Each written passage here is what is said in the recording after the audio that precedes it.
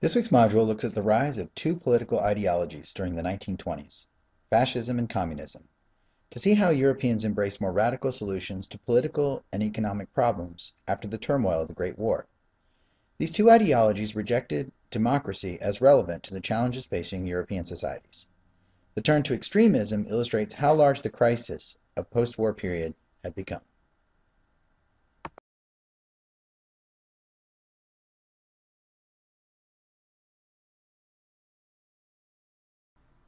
Fascism lacks a clear political program, accepting that the state is central in the lives of its people.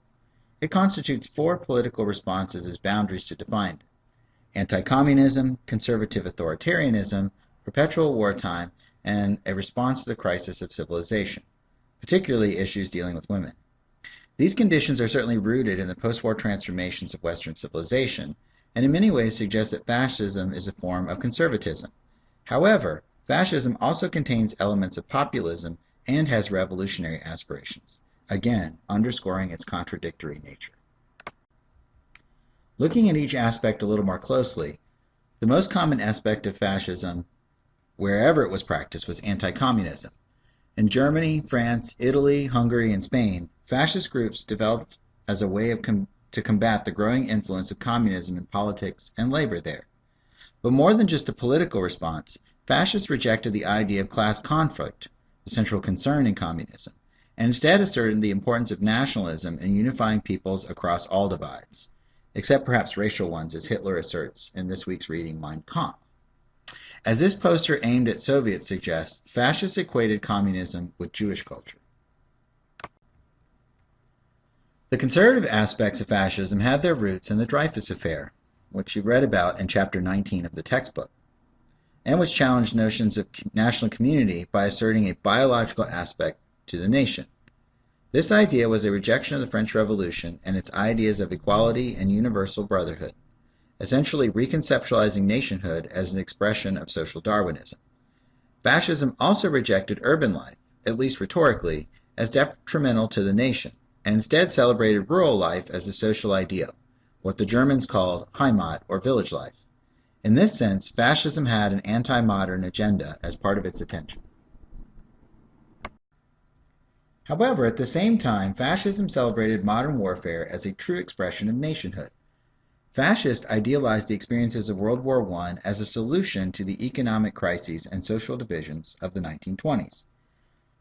The war economy, in which the state directed production needs, was taken as a model to counter the effects of the Great Depression, which hit Europe in the 1930s. Furthermore, violence was celebrated in fascist culture, and politics themselves became more violent as fascists organized militia and fought against communists in the streets of Italy, Germany, France, and Hungary. The war in many ways revealed an acceptance of violence as a viable political expression, and fascists used that to attack their enemies. Lastly, the ideal of the unified nation, which the French called the Union Sacrée, was held up by fascists as a solution to social divisions, meaning that war was a central aim in fascist states. The fourth aspect was fascism's response to the perceived crisis of civilization. Fascists wanted to restore social balance by forcing women back home, and natalist programs strongly encouraged women to start families, as this ad campaign from Italy suggests. The removal of women from the labor force was believed to be a way of solving economic problems as well, since more men could theoretically find employment, although the reality did not match this theory. Lastly, the crisis of civilization for many fascist states had to do with the faultiness of the Treaty of Versailles, and overturning the treaty was the foreign policy of numerous fascist states, but especially Germany. In Germany, the Nazi Party was reconstituted after Hitler served a short prison sentence for his attempt to overthrow the government. During his incarceration, he drafted Mein Kampf, and after his release, the Nazi Party became a successful political movement. Hitler's politicking connected with rural voters who blamed the hyperinflation crisis on bankers, which also implied anti-Semitism due to Jewish stereotypes about banking. The elections in 1928 and 1930 sent Nazi candidates to the Reichstag, the German legislature, and in 1932 Hitler ran for president. Although he lost, the Nazi Party won over 30% of the seats in the Reichstag, and conservatives joined with the Nazis to form a coalition in 1933, which included bringing Hitler into the government as Chancellor or Prime Minister. A mysterious fire at the Reichstag in February of 1933 allowed Hitler to claim emergency powers, which he used to round up communists and political opponents. At the other end of the political spectrum, communism developed in Russia after the experiences of the Great War. Beginning in 1914, the Russian campaigns during the war were disastrous, thanks to inadequate preparation. The army, for instance, had limited weapons, often one rifle for every 2 soldiers, and did not use the current technology of wireless communication effectively, often allowing the enemy to track its locations. After the first months of the war, during which the Russian army suffered great losses, the war on the Eastern Front began to mirror the rest of the Great War, with trenches, artillery, and wars of attrition, rather than wars of movement. There were, however, a few successes for the Russian army, such as the Brusilov offensive in 1916. But even these successes put great pressure on Russian society. With the problems of the army, the Duma, which was the legislature of Imperial Russia, pressed for reform, led by the liberal Alexander Kerensky. Kerensky wanted to have a more democratic system in place to help fight the war. In February of 1917, Kerensky's efforts were joined by workers, who instigated a series of strikes to protest the conditions on the home front. Workers occupied weapons factories in the capital, Petrograd, leading the Tsar to abdicate by the end of the month. The February Revolution ended the reign of the Tsar, but did not establish exactly what Russia would look like politically. Kerensky led the provisional government, which took over after the Tsar quit. The provisional government decided to continue the war, despite the public rejection of the war by 1917.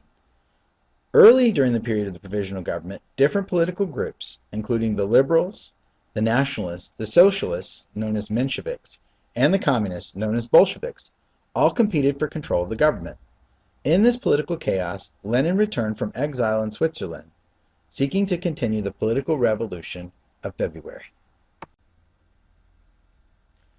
Lenin immediately began using the Bolshevik Party's organization to get his message out to workers. Lenin had been exiled by the Tsar for his political radicalism, especially his espousal of Marxism as a method for reforming Russian society. He got the workers behind his message through his April Theses, which included that Russia should get out of the war, that Russians should not support the provisional government, that peasants should take the land for themselves, and that workers should form Soviets to run the factories. Lenin's anti-war message struck a powerful chord among Russians who were weary of the losses incurred during 3 years of fighting. Still, the provisional government continued the war effort with catastrophic consequences. The summer offensive in 1917 decimated the army, and many soldiers abandoned their posts and joined with the Bolsheviks. Their support led Lenin to stage a coup d'etat, which removed the provisional government and established him as the sole leader of Russia in October of 1917. The October Revolution, unlike the earlier one in February, was not therefore a popular movement, but instead one executed by a small group within the Bolshevik Party, which speaks to Lenin's success in organizing what he called professional revolutionaries.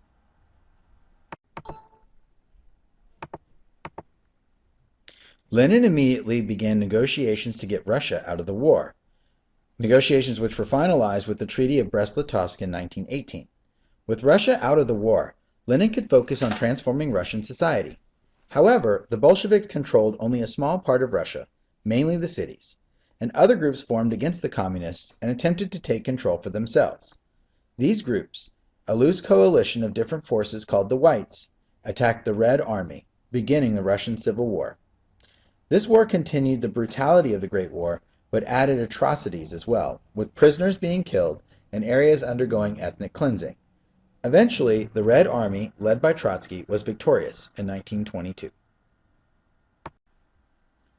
With the victory in the Russian Civil War, Lenin established a new state, the Soviet Union, in 1922.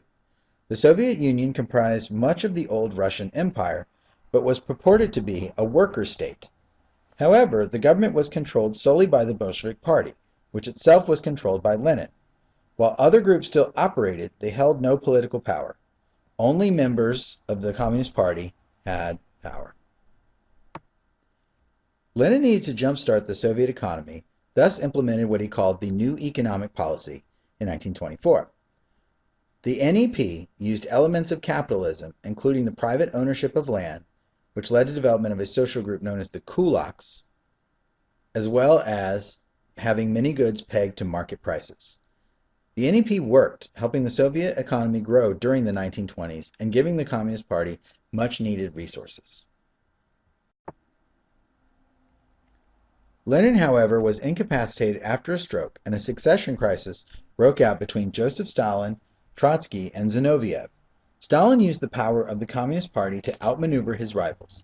Once his control was assured, Stalin ended Lenin's experiment with the NEP and sought to impose his version of communism on the Soviet Union.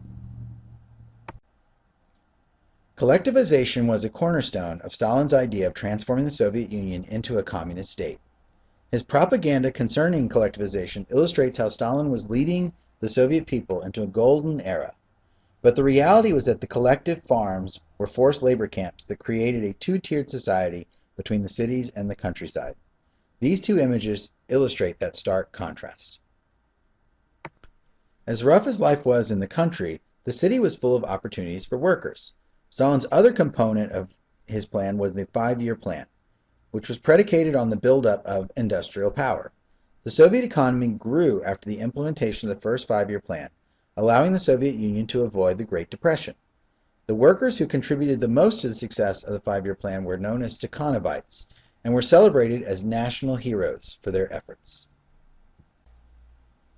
Stalin's efforts to reform Soviet society included shaking up the Communist Party, which was the most powerful institution at the time. Following the assassination of a high-ranking official in 1934, Stalin instigated a purge of the Communist Party, sending millions into the prison system known as the Gulag. With the passing of Article 58, sedition was criminalized and suspected traitors were imprisoned. Often, these were Communist Party loyalists who were confused by the charges. The expansion of the prison population provided, in essence, a slave labor force that the Soviet state used to continue to build massive projects. Both communism and fascism were ideologies that Europeans turned to after problems of the post-war period and were able to transform both German, Italian, and Russian society.